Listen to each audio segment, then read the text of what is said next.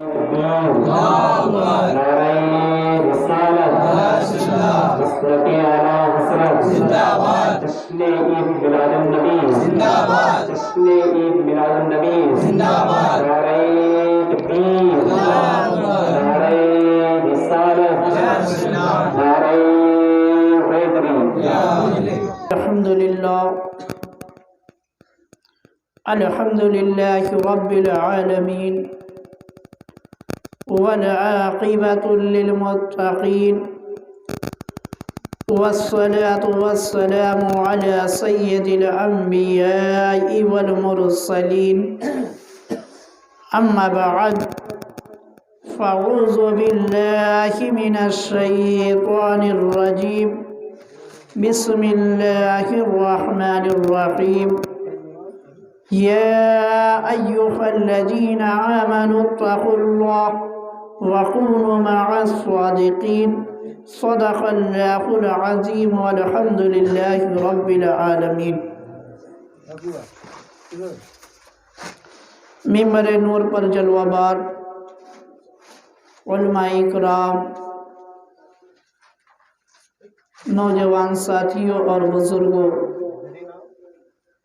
پردے میں بیٹھ کر سننے والی میری ماں اور بہنیں، السلام علیکم ورحمۃ اللہ تعالی وبرکاتہ۔ کچھ سننے اور سنانے سے قبل سب سے پہلے اپنے آقا و مولا حضور تاجدار مدینہ، سرور قلب و سینہ، احمد مجتبی محمد مصطفیٰ صلی اللہ تعالی علیہ وآلہ وسلم کی بارگاہ میں جم جم کا درود شریف کا نذرانہ عقیدت پڑھیں، پیش کریں۔ پڑھے بابا سے بلند اللہم صلی علی سیدنا صفینا مولانا محمد مبارک وسلم، صلو علیہ صلاۃ و سلام علیک یا رسول اللہ صلی اللہ تعالی علیہ وآلہ وسلم۔ ماہ رجب کی آمد ہے اور آج ماہ رجب کی 6 تاریخ ہے۔ ماہ رجب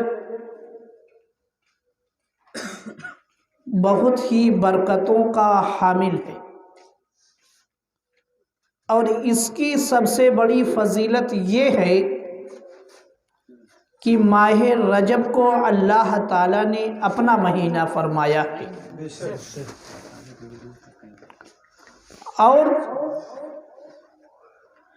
اس مہینے کے دامن میں جہاں پر حضرت خواجہ غریب نواز علیہ الرحمہ کو نسبت ہے، تو وہیں پر حضرت علی کو بھی نسبت ہے، اور حضرت علی کو جہاں پر نسبت ہے وہیں پر حضرت امام جعفر صادق رضی اللہ تعالی عنہ کو بھی نسبت ہے۔ اور اس مہینے کے دامن میں تمام ایمان والوں کے ماموں حضرت سیدنا امیر معاویہ رضی اللہ تعالی عنہ کو بھی نسبت ہے۔ حضرت امیر معاویہ کو بھی اس مہینے سے نسبت ہے۔ 6 تاریخ حضرت خواجہ غریب نواز علیہ الرحمہ کو، 13 رجب حضرت علی کو، 15 رجب حضرت امام جعفر صادق کو، اور 22 رجب حضرت امیر معاویہ رضی اللہ تعالی عنہ کو نسبت ہے۔ یعنی اس مہینے میں ایک پھول نہیں ہے بلکہ کئی پھول، کیا بلکہ پورا گلشن ہے، پورا گلشن ہے اس مہینے میں۔ مگر میرے مسلمان بھائیوں،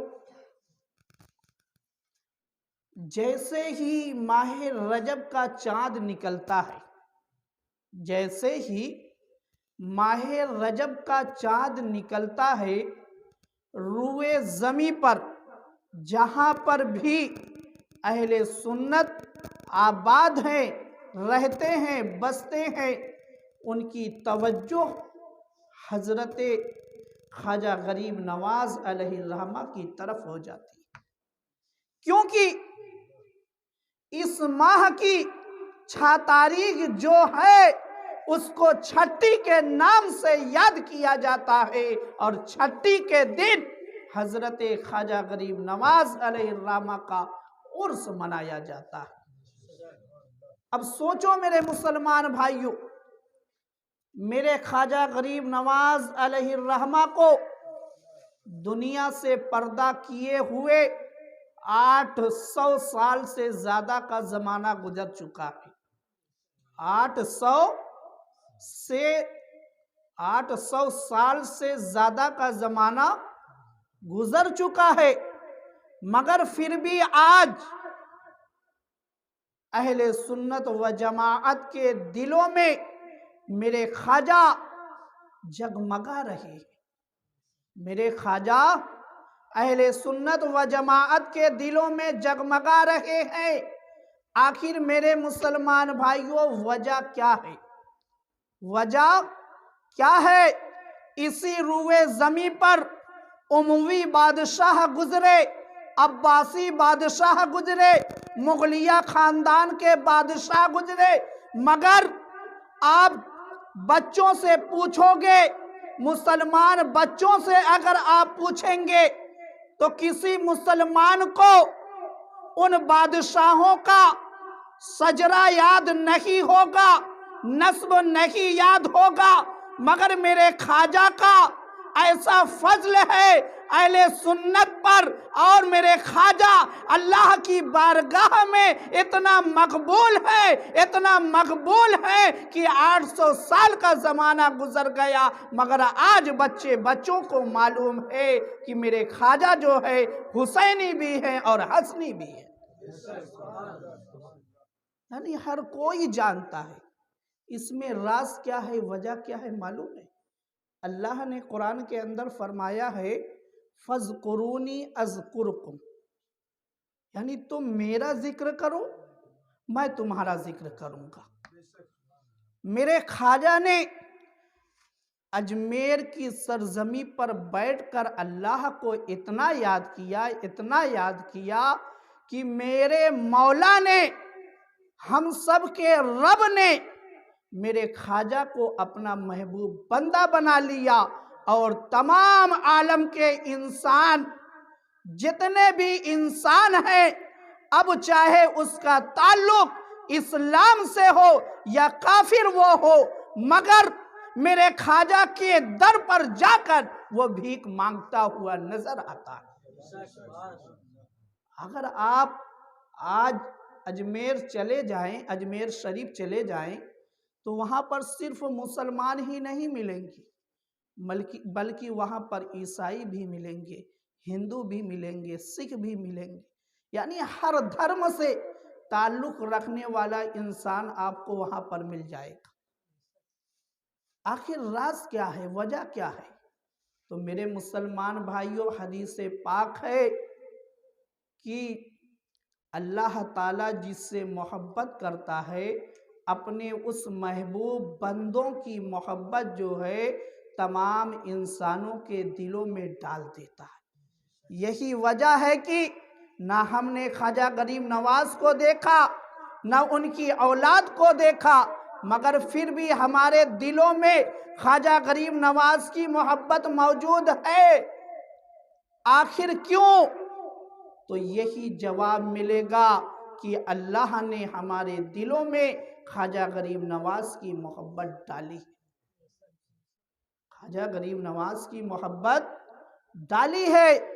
اسی لیے ہم اور آپ جیسے ہی ماہ رجب کا چاند نظر آتا ہے، ہمارے دلوں میں ایک رفتار پیدا ہو جاتی ہے کہ کاش ہم بھی اس سرزمین پر چلے جائیں جہاں پر میرے خواجہ غریب نواز جلوہ کر، جہاں پر میرے خواجہ غریب نواز جلوہ گر ہے، اور ان کا فیض صبح میں بھی بٹ رہا ہے، شام میں بھی بٹ رہا ہے، رات میں بھی بٹ رہا ہے، صبح میں بھی بٹ رہا ہے، یعنی ہر دم بٹ رہا ہے۔ اور لینے والے اپنے دامن کو پھیلا کر کھڑے ہو کے بھیک مانگ رہے ہیں کہ خواجہ غریب نواز میرے دامن میں ڈال دیا جائے، میرے دامن میں ڈال دیا جائے تاکہ میرا بھی دامن مرادوں سے بھر جائے۔ تو میرے مسلمان بھائیوں، خواجہ غریب نواز علیہ الرحمہ کی نسبت سے میں چند اشعار آپ کو ہاشمی میاں کے بھائی سید مدنی میاں کے چند اشعار آپ کو سناتا ہوں۔ غریب آتے ہیں، غریب آتے ہیں در پر تیرے غریب نواز، غریب آتے ہیں در پر تیرے غریب نواز، کرو غریب نوازی، کرو غریب نوازی میرے غریب نواز، میرے غریب نواز۔ تمہارے در کی کرامت پہ بارہا دیکھی، تمہارے در کی کرامت یہ بارہا دیکھی، غریب آئے یہاں ہو گئے غریب نواز، غریب آئے یہاں ہو گئے غریب نواز۔ تمہاری ذات سے میرا بڑا تعلق ہے، تمہاری ذات سے میرا بڑا تعلق ہے کہ میں غریب بڑا تم بڑے غریب نواز، میں غریب بڑا تم بڑے غریب نواز۔ لگا کے آس بڑی دور سے آیا ہوں، لگا کے آس بڑی دور سے آیا ہوں، مسافروں پہ کرم کیجئے، مسافروں پہ کرم کیجئے غریب نواز، مسافروں پہ کرم کیجئے غریب نواز۔ نہ مجھ سا کوئی گدا ہے، نہ مجھ سا کوئی گدا ہے، نہ تم سا کوئی کریم، نہ مجھ سا کوئی گدا ہے، نہ تم سا کوئی کریم، نہ در سے اٹھوں گا بے کچھ لیے غریب نواز۔ ایک مرتبہ اور درود پاک پڑھیں۔ اللہم صلی علی سیدنا صفینا مولانا محمد مبارک وسلم، صلو علیہ الصلاۃ والسلام علیک یا رسول اللہ صلی اللہ تعالی علیہ وآلہ وسلم۔ میرے مسلمان بھائیوں،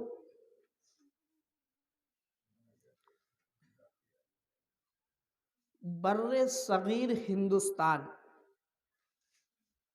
یعنی تقسیم شدہ نہیں، جس میں پاکستان، بنگلہ دیش اور ہمارا یہ بھارت ایک بہت بڑا ملک تھا، ایک بہت بڑا ملک تھا تقسیم سے پہلے، مگر ایک سوال جو ہے میرے ذہن میں بار بار آیا۔ سوال یہ آیا کہ جب ہندوستان اتنا بڑا تھا تو آخر میرے خواجہ غریب نواز علیہ الرحمہ اجمیر میں کیوں ٹھہرے؟ آخر وجہ کیا تھی؟ ہندوستان اتنا بڑا تھا، آپ ہندوستان کے کسی بھی کونے میں جا سکتے تھے، کسی بھی مقام پر آپ پڑاؤ کر سکتے تھے، کسی بھی مقام پر آپ قیام کر سکتے تھے، مگر سنو میرے مسلمان بھائیوں، آخر میرے آقا غریب نواز نے اجمیر میں کیوں قیام کیا؟ کیوں آپ نے وہاں پر پڑاؤ ڈالا؟ تو پہلی بات سنو، پہلی بات یہ ہے کہ جب میرے آقا سرکار دو عالم صلی اللہ تعالی علیہ وآلہ وسلم نے اپنے لاڈلے بیٹے غریب نواز کو معین الدین بنا کر ہندوستان بھیجا ہے، تو میرے آقا نے جو نقشہ دکھایا تھا وہ اجمیر کا نقشہ دکھایا تھا۔ میرے آقا نے ایک روایت میں یہ ملتا ہے کہ میرے آقا نے انار کے ذریعے سے پورے ہندوستان کا نقشہ دکھایا، اور ایک روایت میں یہ ملتا ہے کہ میرے آقا نے اپنی ہتھیلی پر ہندوستان کا نقشہ دکھایا، اور ہندوستان کا نقشہ دکھانے کے بعد میرے آقا نے اجمیر کی طرف اشارہ کر کے فرمایا کہ غریب نواز تم کو یہیں پر پڑاؤ کرنا ہے، تم کو یہیں پر قیام کرنا ہے۔ اب دیکھو میرے مسلمان بھائیوں، میرے نبی نے اشارہ کر دیا اجمیر کی طرف، میرے نبی نے اشارہ کر دیا اجمیر کی طرف۔ اب میرے سیدی اعلیٰ حضرت کیا فرماتے ہیں کہ جب میرے نبی نے اشارہ کر دیا اجمیر کی طرف، تو جو دعاؤں کے قبول ہونے کی جگہ ہے ان میں سے ایک جگہ اجمیر شریف بھی ہے۔ یعنی اشارہ جو میرے نبی نے کیا تو اجمیر کو یہ فیض مل گیا، اجمیر کی سرزمین کے اندر اتنی طاقت آ گئی، اتنا پاور آ گیا کہ اب کوئی انسان، کوئی مسلمان اجمیر کی سرزمین پر جا کر رب کی بارگاہ میں دعا کرے تو اس کی دعا بہت جلد قبول ہوتی ہے۔ تو میرے مسلمان بھائیوں، جب خواجہ غریب نواز علیہ الرحمہ کو میرے آقا نے حکم دیا کہ تم ہندوستان جاؤ، آخر ہندوستان بھیجنے کے بعد میرے آقا نے خصوصی طور پر یہ کیوں حکم دیا کہ تم کو اجمیر میں ہی ٹھہرنا ہے؟ تو اب دیکھو میرے مسلمان بھائی، آپ تاریخ کو اٹھا کر دیکھیں، اجمیر راجستھان میں ہے، اجمیر راجستھان میں ہے، اور اس کی بنیاد جو ہے 7ویں صدی میں رکھی گئی۔ اس کی بنیاد یعنی اجمیر کی بنیاد 7ویں صدی میں رکھی گئی، اور اس کا نام اجمیر کیوں رکھا گیا؟ کیونکہ اجمیر کا جو پہلا بادشاہ بنا اس کا نام اجے، اور میر کے معنی ہوتا ہے پہاڑوں والا علاقہ، اس لیے اس کا نام بن گیا اجمیر۔ اجمیر یعنی وہ جگہ جو پہاڑوں سے گھری ہوئی ہے۔ اب میرے مسلمان بھائیوں، میرے آقا نے اپنے لاڈلے بیٹے کو اجمیر بھیجا۔ آخر اجمیر کیوں بھیجا؟ تو اب سنو میرے مسلمان بھائیوں، اس وقت ہندوستان کے اندر صرف 4 بڑی ریاستیں تھیں۔ اس وقت ہندوستان کے اندر صرف 4 بڑی ریاستیں تھیں، اور جو سب سے مضبوط ریاست تھی، جو سب سے مضبوط ریاست تھی وہ پرتھوی راج کی تھی، یعنی جو اجمیر کا بادشاہ تھا، راجہ تھا، وہ اس کا جو علاقہ تھا وہ سب سے مضبوط علاقہ تھا۔ اور دوسری چیز، ہندوستان کے اندر شرک تو ہر جگہ پہ عام تھا، مگر جو شرک کا مرکز تھا وہ اجمیر تھا، مگر جو شرک کا مرکز بنا ہوا تھا وہ اجمیر تھا۔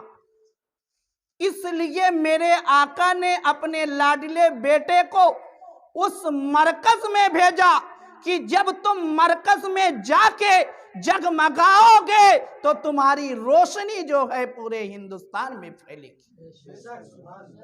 اور میرے مسلمان بھائیوں، پورے ہندوستان سے زیادہ، سب سے زیادہ جو ہے چھوت چھات کا جو معاملہ تھا وہ اجمیر میں تھا، وہ اجمیر میں تھا۔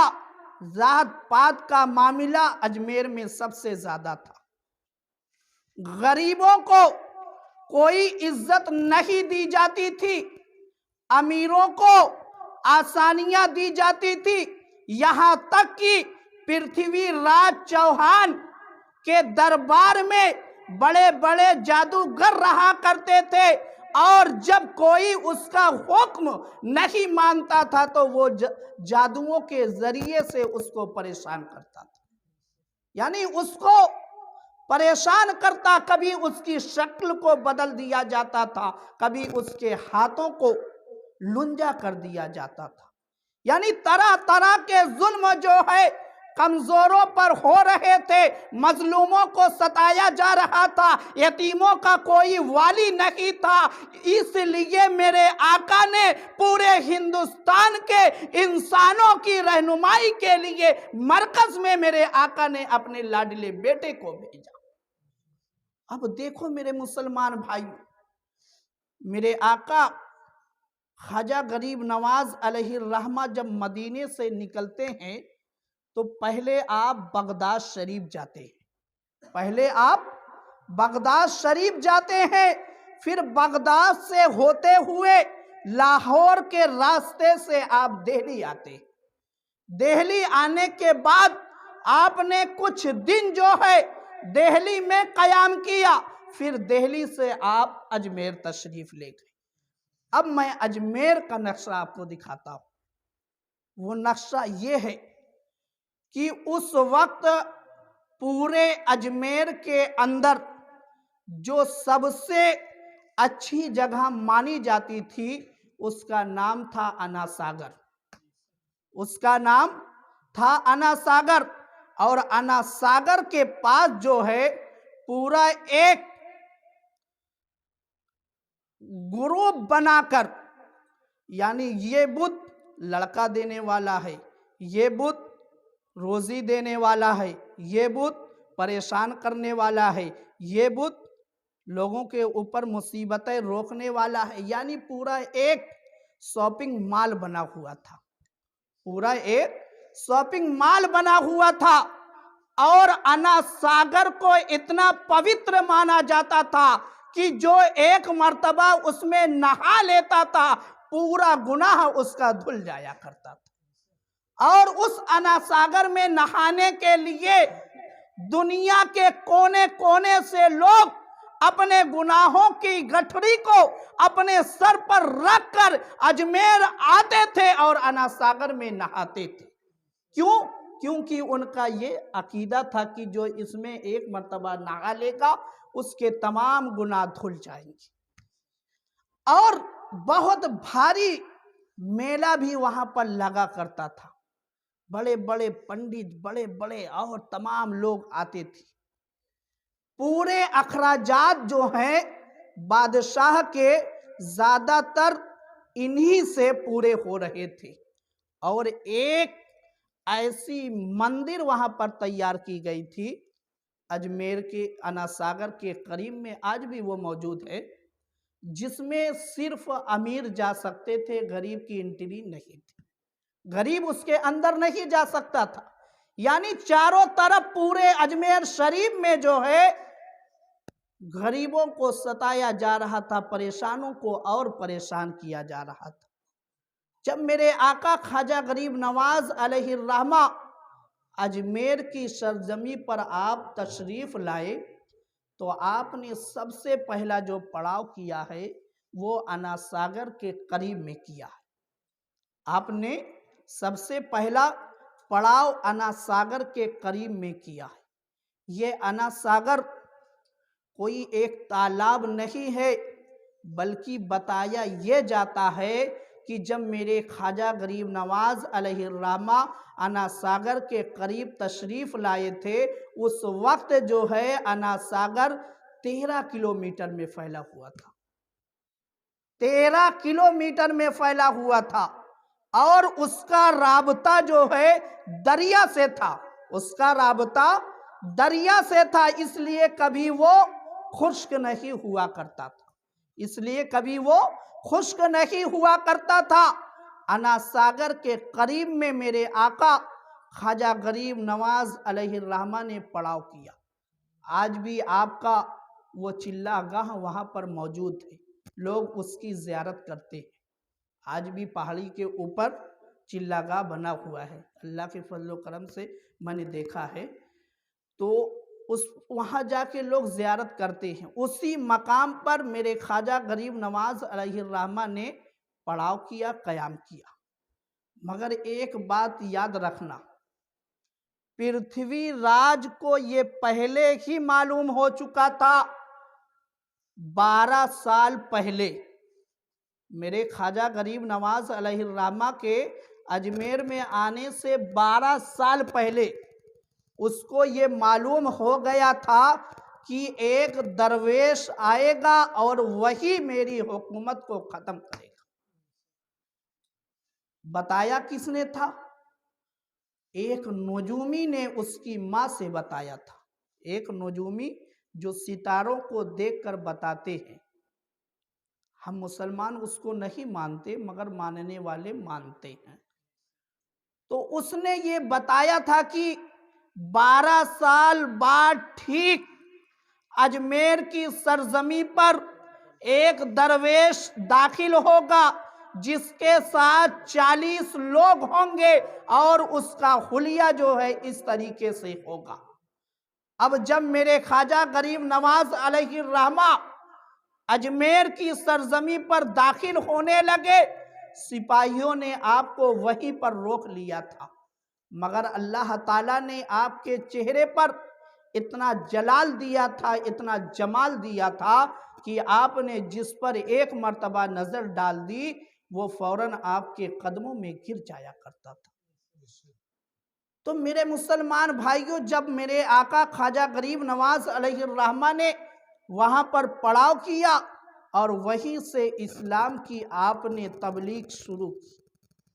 اب دیکھو، جب آپ نے اسلام کی تبلیغ شروع کر دی تو اجمیر کے اندر ایک بھوچال آ گیا، یعنی لوگ پریشان ہو گئے میرے آقا خواجہ غریب نواز کو دیکھ کر کہ یہ کون سا انسان ہے، کیسا انسان ہے اور کس طریقے سے عبادت کرتا ہے۔ ہم لوگ جب سجدہ کرتے ہیں تو ہمارے سامنے ہمارے معبود ہوتے ہیں، مگر جب یہ سجدہ کرتا ہے اس کے سامنے کوئی معبود نہیں ہوتا۔ آخر یہ انسان کہاں سے آیا ہے؟ تو میرے مسلمان بھائیوں، سب سے زیادہ مخاطب تب لوگ ہوئے ہیں جب میرے آقا خواجہ غریب نواز علیہ الرحمہ نے انا ساگر کو اپنے ایک کاسے میں لے لیا تھا۔ معلوم ہے کتنے لوگ مسلمان ہوئے تھے؟ 32,000 مسلمان ہوئے تھے۔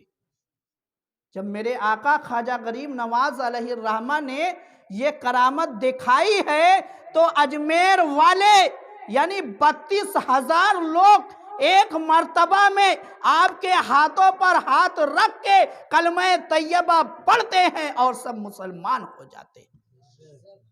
تو میرے مسلمان بھائیوں، اس کو کہتے ہیں تبلیغ، اس کو کہتے ہیں تبلیغ کی کفرستان میں جا کر اسلام کا جھنڈا گاڑنا، اس کو کہتے ہیں تبلیغ۔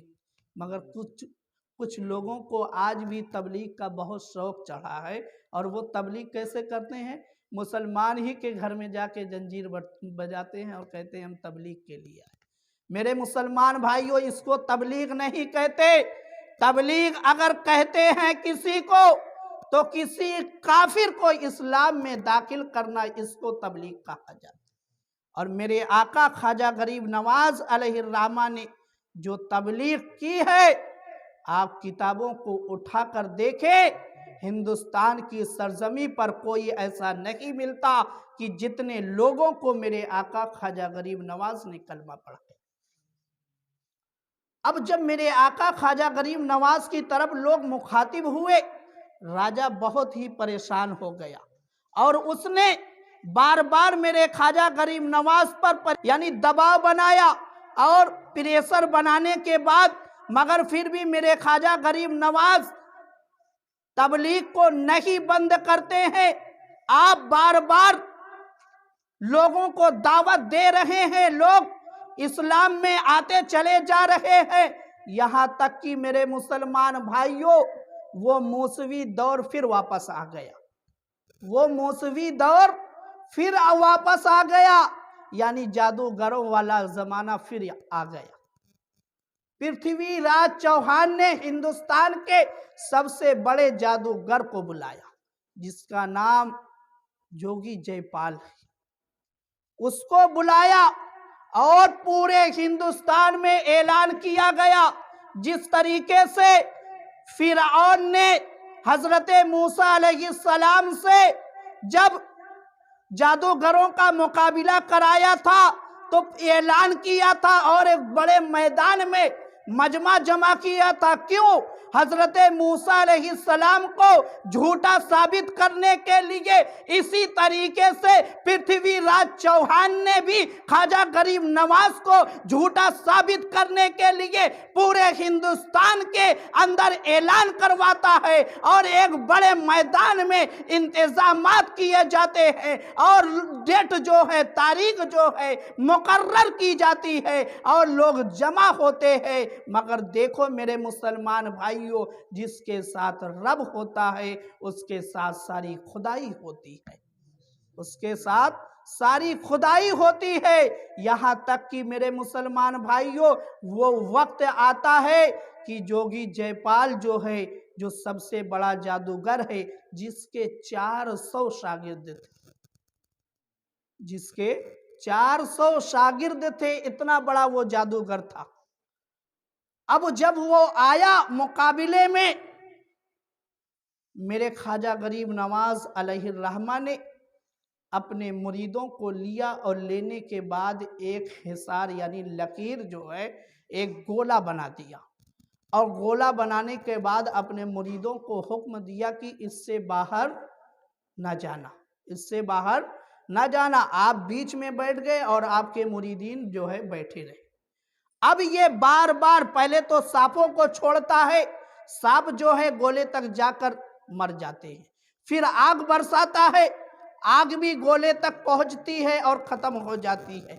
پھر اس کے بعد اس نے ہوا میں اڑ کر آپ پر وار کرنا چاہا تو میرے خواجہ غریب نواز نے اپنے نالین کو، اپنے کھڑاؤ کو حکم دیا کہ جا کر جوگی جے پال کو لے آ. تو جیسے ہی حکم ملتا ہے وہ کھڑاؤ ہوا میں اڑتے ہیں اور اڑنے کے بعد اس کے سر پر پڑنے لگتی ہے، یہاں تک کہ وہ میرے خواجہ غریب نواز کے قدموں میں آ کر گر جاتا ہے. میرے خواجہ غریب نواز کے قدموں میں آ کر گر جاتا ہے اور پھر کلمہ طیبہ پڑھ لیتا ہے، مسلمان ہو جاتا ہے. تو میرے مسلمان بھائیوں، میرے خواجہ غریب نواز علیہ الرحمہ نے 90 لاکھ سے زیادہ لوگوں کو کلمہ پڑھا. 90 لاکھ سے زیادہ لوگوں کو کلمہ پڑھایا اور اجمیر جیسے کفرستان میں آپ نے اسلام کی شمع جلا کر ہر انسان کو انصاف دلایا. اور یہاں تک کہ آپ نے اتنی مضبوط حکومت قائم کر دی کہ آج بھی انگریز کہنے پر مجبور ہے کہ اگر ہندوستان کا کوئی بادشاہ ہے تو وہ خواجہ غریب نواز ہے. ہندوستان کا اگر کوئی بادشاہ ہے تو وہ خواجہ غریب نواز ہے. یہی وجہ ہے کہ کوئی بھی وقت کا پردھان منتری رہا ہو، ہر پردھان منتری جو ہے میرے خواجہ غریب نواز کے در پر جا کے حاضری لگاتا ہے.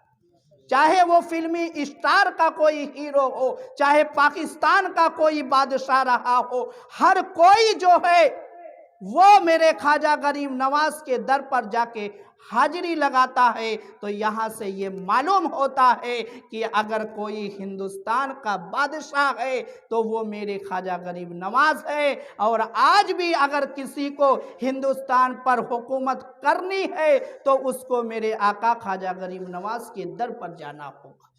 اب ایک آخری بات وہ یہ ہے کہ اسی مہینے کی 15 تاریخ جو ہے وہ حضرت امام جعفر صادق رضی اللہ تعالی عنہ کے وصال کی تاریخ ہے.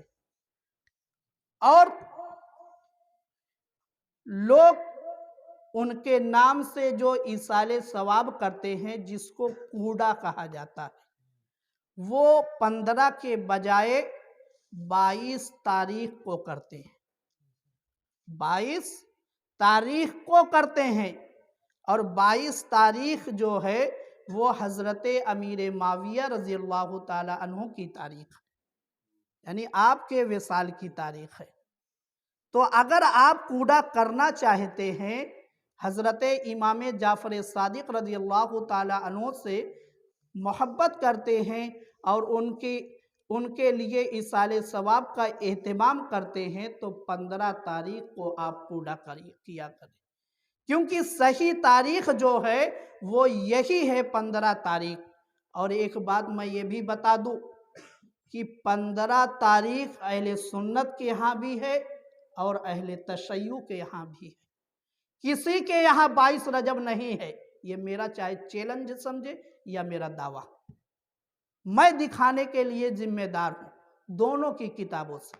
और मेरी एक किताब कूड़े की हकीकत, आप उसको पढ़ ले और इंशाअल्लाह आने वाले वक्त में उसमें और जदीद इजाफा मैं करने वाला हूँ।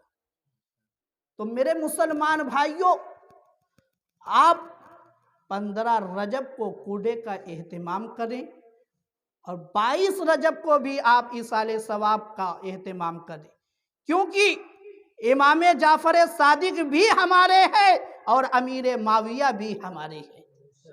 इमाम जाफ़र सादिक भी हमारे हैं और अमीर माविया भी हमारे हैं। अहले बैत का हर फर्द हमारा इमाम है और हर सहाबी जो है वो हमारी आंखों का तारा है, हमारी आंखों का सुरमा है।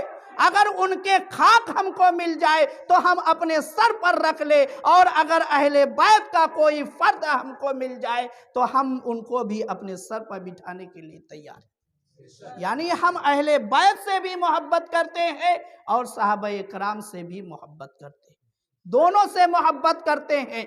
बस फर्क इतना है कि मेरे आका ने जो जिसका मकाम बताया है, हम उस मकाम के एतबार से उससे मोहब्बत करते हैं। ऐसा नहीं कि किसी सहाबी को किसी अहले बैत पर बढ़ा देते हैं या किसी अहले बैत को किसी सहाबी पर बढ़ा देते, नहीं, हम उस एतबार से मानते हैं जिस तरीके से मेरे आका ने हमको तालीम दी। जैसे मेरे आका ने बताया कि तमाम सहाबा में अफजलुल बशर बादल अंबिया बि तहकीक जो है वो हज़रत अबू बकर सिद्दीक़ रज़ी अल्लाह ताला अन्हो है, फिर उनके बाद हज़रत उमर फारूक आज़म है, फिर उसके बाद उस्मान गनी है, और उस्मान गनी के बाद मौला अली हैं। यानी जो सीरियल जो है मेरे आका ने बताया है हम उसी हिसाब से मानते, यानी जिसका जो मकाम है हम उस मकाम के एतबार से उसको मानते हैं। इसलिए हम छठी भी करेंगे इंशाअल्लाह, और हज़रत इमाम जाफ़र सादिक की नियाज भी करेंगे, और 22 रजब को भी हम नियाज करेंगे। 22 रजब को भी इसाले सवाब का एहतमाम करेंगे। और एक चीज़ कूड़े के दिन ये होता है, लोग ये कहते हैं कि कूड़े की जो नियाज होती है, जो मिठाइयाँ होती हैं, उसको एक जगह से ले जाकर दूसरी जगह नहीं खाई जा सकती। मेरे मुसलमान भाइयों, ऐसा कोई मसला शरीयत के अंदर नहीं है। जिस तरीके से आम इसाले सवाब है उसी तरीके से इसका भी मसला है, ये भी हर जगह पर ले जाकर हम हर किसी को देकर खा सकते हैं, ये कोई कैद नहीं है। और ये भी नहीं ज़रूरी है कि फजर के फौरन बाद ही की जाए, ये भी नहीं ज़रूरी है, आप दिन भर में कभी भी कर सकते हैं, आप दिन भर में कभी भी आप कर सकते हैं। इसलिए इसका ख्याल रखें और ये सब जो जहालत वाली बातें हैं इनसे दूर रहें और अपने ईमान को भी बचाते रहें और अपने आप की भी हिफाजत करते रहें। अल्लाह ताला की बारगाह में दुआ है कि मौला ताला हम सब का खात्मा ईमान पर हो। वाखिर दावाना अनिल हम्दुलिल्लाहि रब्बिल आलमीन। खड़े हो जाइए, सलात व सलाम।